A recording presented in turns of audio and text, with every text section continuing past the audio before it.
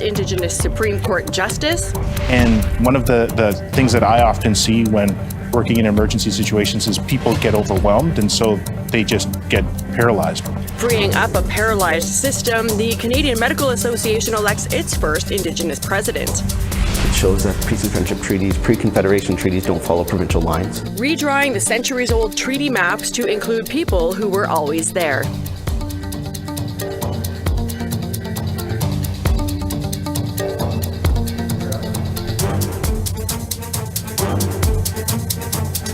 Good evening. Welcome to APTN National News. The Supreme Court of Canada has its first Indigenous person on the bench. Michelle Thrush takes this very important seat. She is Abenaki from the Odanak First Nation. Here's Fraser Needham with legal scholars to find out what it all means. Obonsawin has served as a judge on the Ontario Superior Court of Justice since 2017. She holds a law degree from the University of Ottawa, a Master of Law from Osgoode Hall, and a PhD in law from University of Ottawa. University of Victoria Acting Dean of Law Val Napoleon says Obonsawin's nomination strengthens the top court and makes it more inclusive. Well, I think that the breadth of experience that she brings and diversity and perspectives that she brings will make the Supreme Court of Canada a stronger and better institution, because it will be representative of multi-juridical Canada. University of Ottawa Dean of Law Kristen Boone says the legal faculty is ecstatic about Obonsawin's nomination. I think that she brings deep expertise and experience in Indigenous issues at a time when it's very relevant to the Supreme Court of Canada. She's fluently bilingual. She was a mother with 2 teenage daughters while she was working on the bench, and she achieved her PhD. So she has a really deep combination of academic expertise as well as expertise in practice and in judging. Odanak First Nation Chief Richard Obonsawin also says the community is very honored. She has made her nation very, very proud. You know, education has always been a thing for our community. And for one of our people to make it to that high of a level is amazing. However, Napoleon says even though the nomination is significant, there's still only one step in making Canada's legal system more inclusive of Indigenous perspectives. I think that it's a signal, like through government, through business, across this land, that there's potential, that there's more to learn, that there's more to do. This is a step, right? There's lots more work to do. The communities are engaged in the hard work of rebuilding their Indigenous legal orders. Obonsawin will replace Justice Michael Moldaver, who officially retires on September 1st. Fraser Needham, APTN National News, Ottawa. The National Centre for Truth and Reconciliation is adding a new member to the team this fall, and it's a familiar face. The Honourable Murray Sinclair will be a special advisor and elder in residence. He's Manitoba's first Indigenous justice and the former chief commissioner of the Truth and Reconciliation Commission. In his new role, Sinclair will provide Indigenous law guidance and other expert advice. Sinclair will also assist the University of Manitoba's Faculty of Law and support its ongoing journey in the meeting of the Truth and Reconciliation Commission of Canada's calls to action. Well, it was a tragic weekend on Montreal highways. 2 Inuit women from northern Quebec in the Nunavut region were killed in separate car accidents over the course of 3 days. The 2 women were clients of the Ulivik Health Centre on the west coast of Montreal. On Friday morning around 4 a.m., a woman from the Puvernatuck area was using a wheelchair near the center of a major highway where she was struck by a car. She was hospitalized in critical condition but later died of her injuries. Then early Sunday around 1 a.m., a 26-year-old woman from the Umoyak actually was struck by several cars while she was walking on the highway. She was pronounced dead at the scene. Quebec Provincial Police are currently investigating the cause of both of those accidents. Well, in Kitimat, BC, the son of a Sixties Scoop survivor is fighting for his father's Indian status after his father passed away. Aaron Greycloud says he's frustrated with the process that some families like his are facing with the Canadian government. Lee Wilson reports. And you can see by his facial features, his nose and his mouth, he is visibly Indigenous. Aaron Gravecloud II holds up a picture of his grandparents, Barbara Fleming and David Fleming, and states they are Indigenous. He lives in Kitimat, BC, and is fighting to prove his father is a status Indian under the Indian Act. He says it was a lifelong challenge for his father, a 60 Scoop survivor who passed away in 2016.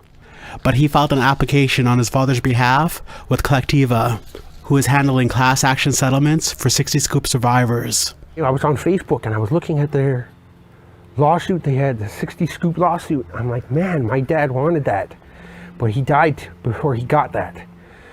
So I was like, you know what, I'm going to do that for him. This summer, Gravecloud received a notice of intent to reject his father's application from Collectiva. Not an official rejection, but giving him 45 days to provide more information. Métis and non-status are currently not eligible for compensation. Gravecloud II filed a Freedom of Information request for his father, Aaron Gravecloud's adoption records. The province of BC records show his father is Indian and Caucasian. He sent his father's documents to Indigenous Services. They are working on his father's file. An Indigenous Services email shown by Gravecloud stated that based on the search of the records provided, it was not possible to identify his father as a person who has been registered as an Indian. Gravecloud expressed frustration with the challenge to prove his father was Indigenous after being put in foster care in Vancouver in the mid-1950s. And yet it was so easy for them to write him down as Caucasian and to whitewash him, yet it is so difficult to undo what they have done. Indigenous Services sent APTN an email statement on the requirements and stated they are working with Collectiva. Canada worked closely with the third-party administrator Collectiva to support administration of the 60 Scoop settlement agreement. A key part of the support was to update protocols, processes, and systems related to the registration process, with the understanding that these improvements would benefit all individuals seeking registration under the Indian Act, including those impacted by the 60 Scoop. Anyone who believes they may be eligible for registration is encouraged to apply. Gravecloud II says his father's fight for registered status was a major frustration before he passed. He will wait to hear back answers from Indigenous Services Canada. He is sad that if his father's case is successful, he won't be here to witness it. Even if they do accept his application, I regret that he's not here to accept it, to be able to revel in it a bit, to be able to feel the victory. Gravecloud II is raising awareness of his struggles in hopes it brings justice for his father and other 60 Scoop survivors facing similar circumstances across Canada. That he didn't want revenge. He wanted justice, and that echoed through my life on the times where I was so frustrated at this process, at having my history taken from me. Where I as a young man, I do remember wanting revenge, and my dad sitting me down and telling me, that's not the path. That's not gonna bring the change we need. Lee Wilson, APTN National News, Kitimat. We need to take a short break, but still ahead, we talk to the new head of the Canadian Medical Association, an Indigenous doctor who is fighting for change. Stay with us.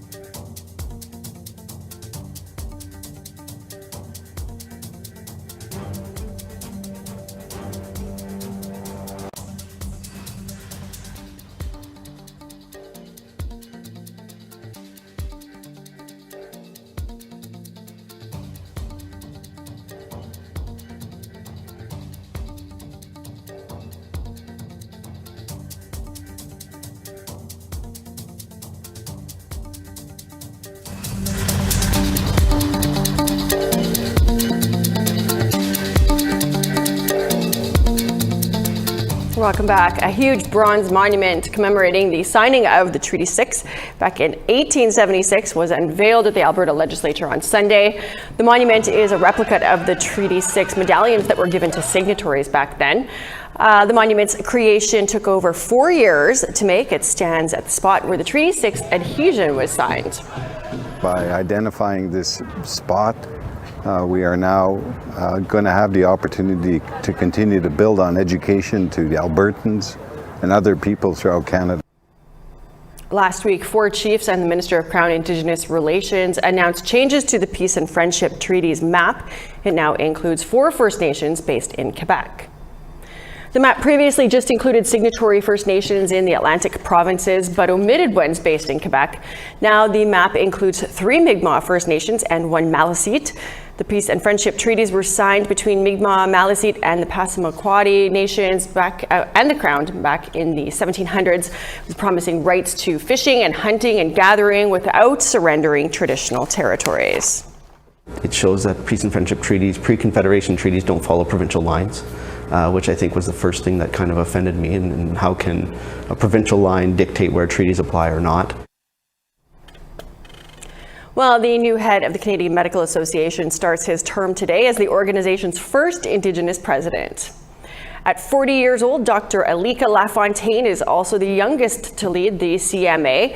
He says he wants to advocate for marginalized voices in healthcare, adding he's proud to be the group's first Indigenous president, but he wonders why it took so long. Lafontaine was asked about attracting more doctors.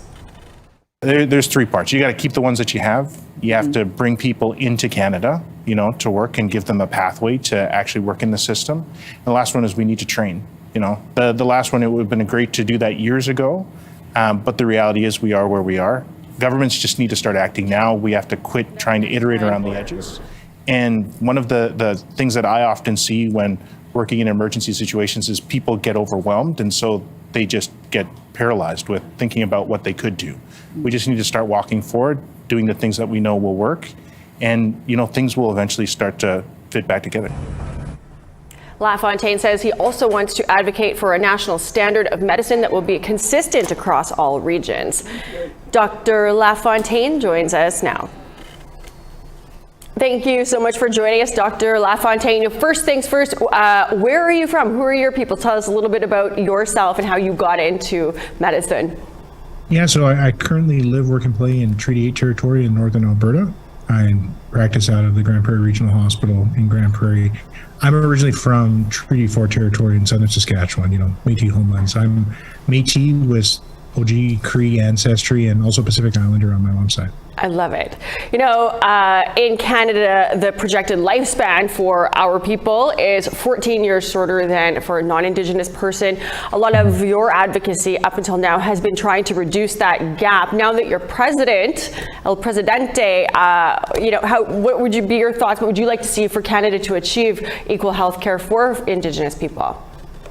So we always talk about what we can learn from Indigenous people, and I'll tell you there are a lot of learnings that the healthcare system can receive from Indigenous people in the midst of the crises we're having right now. Indigenous health, we're all used to crises in our communities, cycling shortages of physicians, lack of resources, not having the things that we need or the places to receive care in places that are close to where we live and where our families are. Yeah. And that crisis is now spread across the country, and persons in rural areas off reserve and outside of Métis homelands and other places, they're feeling the same sorts of pressures, and it's even spreading into the cities. And so our approach to crises, where we double down on seeing each other as people, where we come together and we actually find community-based solutions that are informed by the people who actually experience the harm or experiencing the pain. That's a template for making sure that we move forward and actually make effective change in Canada. Yeah. Right now, Canada, we're seeing all these shortages, like you've said, like we've seen in First Nations forever. Is it even possible to reverse the trend that we're seeing? There's not a machine that makes doctors and nurses, right? How do we get more people doing it to address this massive shortage? You're 100% right. The best time to train somebody was yesterday, but the second best time is actually today. So we can invest in ensuring that we have more medical students graduate, that we have more people move into family medicine and other specialties, and that they choose places to practice that have the most impact. Other things that we need to consider is how do we remove barriers for folks to be mobile across the country? You know, if you're an Indigenous physician practicing, say, in Anishinaabe Nation territory in Northern Ontario, I mean, if you want to provide care in Northern Manitoba, you have to reapply for a license and you have to get registration there. There's just a lot of paperwork that really increases the friction to you providing care to folks who really need it. And removing those barriers could provide a lot of benefit when it comes to appropriate virtual care. Can provide a lot of benefit to people that are willing to move around and follow patients where they live versus asking patients to follow them. Solutions like this are kind of low-hanging fruit that I think are seriously being considered nationally now. What advice do you have for any Indigenous kids out there looking for a career in medicine, whether as a doctor or nurse? What advice would you have for them? You know, I'll share with you the same advice that Tom Dignan gave me. He was a family physician from Ontario that was recently inducted into the Canadian Medical Hall of Fame. He passed away way earlier last year. He told me that you belong here. You know, if there's anything for people to take away from me being the first is that I cannot be the last. And the only way that that's going to happen is for our youth to realize that they have a place in medicine and other places. And if you reach out to me, I'll support you in your leadership journey. There's lots of us across the country that want to support you. I love this. Well, thank you so much. We are proud to have you in the top spot there and for joining us here today. Thanks so much. Thanks for having me. We need to take another break, but when we come back, actor Michelle Thrush from the hit film Prey. Stay with us.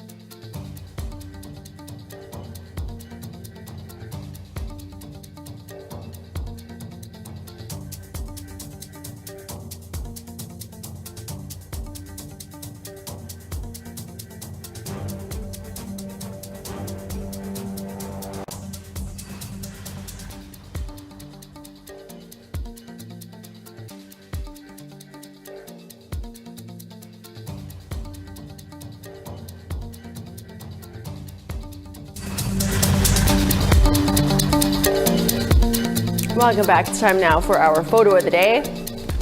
The world's largest teepee, located in Medicine Hat, Alberta. APTN's very own Charmaine Straker was there recently. She sent us this great shot. The teepee is 215 feet tall. If you have a great photo, send it to us by email, share@aptn.ca. Let's take a look now at tomorrow's weather forecast. Starting off on the East Coast, we got sunshine at 22 for St. John's, 23 with a chance of showers in Halifax. Happy Valley, Goose Bay, 20 degrees, and sunny skies. Kuujjuaq, 16, and lots of sun there. Steady Hills, rain and 20 degrees. Roy-Noranda, 26, and sunny, same with Val-d'Or. North Bay, 27, and sunshine. Sault Ste. Marie, 26, and sunny skies. Sioux Lookout, chance of showers, 23 degrees. Kappas Casing, mix of sun and cloud, and 24. Norway House, 20 degrees, and sunshine. Puketwagan, 18, and sunny. 26 with a chance of showers for Winnipeg. Princess Harbor, sunshine, and 25. 31 in clouds, maybe some showers there in Regina. Saskatoon, same thing, but you're 30 degrees. 25 and sunny for L'Orange. 16 and sunshine for Stony Rapids. Showers and 28 for Fort Chip, sunshine, and 27 for High Level. 20 and showers for Lethbridge, Edmonton, 26 and sunny. 29 with a chance of showers in Kamloops, 28 and sunny for Quesnel. 20 and showers for Prince Rupert, 28 and sunny for Fort Nelson. Dawson City showers, 20 degrees there. Old Crow, 20 with a mix of sun and cloud. Wauhee, sunny skies, 19 degrees. Fort Lear, 27 and sunny. Showers and 17 degrees for Fort McPherson Polytech, sunny, 11 degrees. 9 in showers for Baker Lake, New Yacht, 8 and rain. Kenite, 8 and rain for you. Same with you over in Iqaluit and Pangerton.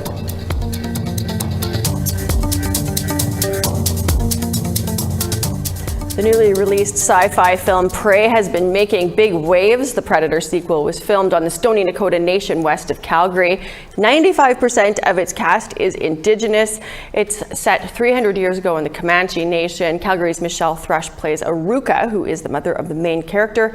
Daryl Stranger caught up with her to chat about this smash hit.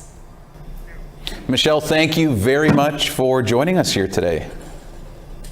Thanks for having me. Can you give us a brief rundown about Prey? Yeah, Prey is a wonderful film we shot last summer here in Alberta at the Stoney Nakoda Nation. Great cast of Indigenous people, 95% Indigenous cast, I think, which was really cool. And it's part of the Predator franchise. And yeah, it's a great film. Now, you've been in the industry for over 30 years now. How has Indigenous representation changed during your career? When I began acting back, it was before Dances with Wolves, which I consider sort of the big breakthrough that we had as actors. When that happened in, I think, 92, that's when the doors really began to open for Indigenous acting, but it's progressed so much since then even. I can remember, back in the day, putting on generic buckskins and doing our hair, in braids and getting these really cheesy lines given, that were written by white people in Hollywood. And now what I'm seeing, which is so beautiful, is Indigenous showrunners, Indigenous producers, Indigenous screenwriters, people picking up awards. We've got Res Dogs happening, Rutherford Falls, Dark Winds, and now Prey, and it's just a super exciting time. And I feel like, there's been a lot of investment by Indigenous actors and artists through the years of being at those tables, talking about diversity and inclusiveness. And now it feels like we're heading into a time of harvest. All the work that we've put into this as artists is now finally beginning to unfold, and we've got amazing productions going on all across Turtle Island, so it's a good time. Michelle, why is it so important to include Indigenous people not only in the cast, but in some of the storylines as well? Well, telling our stories is really important to come from a place of absolute honesty. And this is something that I've talked about in the past also, is you can have a great script and you have, people who are not, let's say, not Indigenous playing those roles, then you've got the conviction is not there, our DNA, we've got these stories in our bodies, in who we are, in our experiences, how we've been brought up and stuff. And there's all types of Native people out there, there's traditional people and the modern Indigenous people. So it's important that we tell stories from all of those different places. There's people on res, off res, status, non-status. We need to continuously explore that, and that's important that we have Indigenous people telling those stories and contributing to the narrative of what it means to be who we are. So to me, that's super important. And on Prey, it was really, we had Indigenous people that were part of the writing, part of the, doing the research about the show, about the Comanche people. And we had an Indigenous Comanche producer on set 24 hours a day, like 24/7. She was there to answer questions about the accuracy of what we were portraying. Now, Michelle, I understand you're currently working on a new film. Are you able to share with us a little bit of what you're currently working on? At this moment, I'm working on a film here in Calgary called The Birds Who Fear Death, with Adam Beach and Simon Baker and Carmen Moore, Tanea Beatty, Glenn Gould, Nathaniel Arcand, Graham Greene. It's a huge stacked cast. And then we've also got Bones of Crows, which we just found out yesterday. It's another film that I'm a part of that Marie Clements wrote and directed. We shot last fall, is premiering at TIFF. So there's lots of amazing stuff going on. And plus we just finished a series that my daughter was actually a part of too, called Little Bird, that Jen Podemsky produced, that was shot in Winnipeg. So there's just so many things happening. It's an incredible time. All right, well, we certainly look forward to all of those. And Michelle, we will have to leave it there. I want to thank you for taking a few minutes out of your day to speak with us about all of your work. And again, Prey, great movie. Have a great day. Love her, and I have to go get and watch that movie. We're all out of time for your news to kick off the week. We're always thankful that you can join us. Have a great night. We'll see you back here tomorrow.